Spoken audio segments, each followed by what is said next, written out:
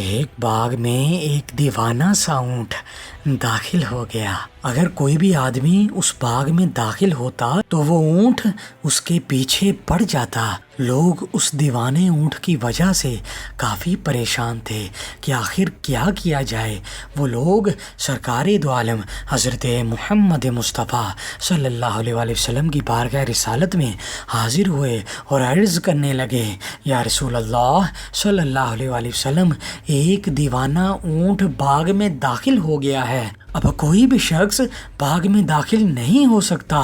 جو بھی باغ میں داخل ہوتا ہے تو وہ اونٹ اس کو کاٹنے کو دوڑتا ہے۔ نبی کریم صلی اللہ علیہ وآلہ وسلم نے فرمایا، چلو میں تمہارے ساتھ باغ میں چلتا ہوں۔ بس جب سرکار دو عالم حضرت محمد مصطفیٰ صلی اللہ علیہ وآلہ وسلم باغ میں تشریف لے کر گئے تو آپ صلی اللہ علیہ وآلہ وسلم نے اس اونٹ کو فرمایا، ادھر آؤ۔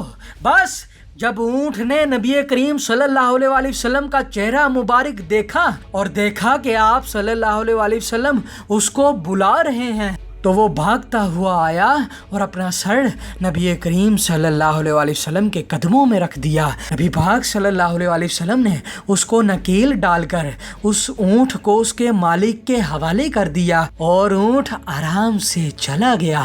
بس اس کے بعد سرکار دو عالم حضرت محمد مصطفیٰ صلی اللہ علیہ وآلہ وسلم نے صحابہ کرام رضی اللہ تعالی عنہ کو فرمایا، سوائے کافروں کے تمام زمین اور آسمان والے یہ جانتے ہیں کہ میں اللہ پاک کا آخری رسول ہوں۔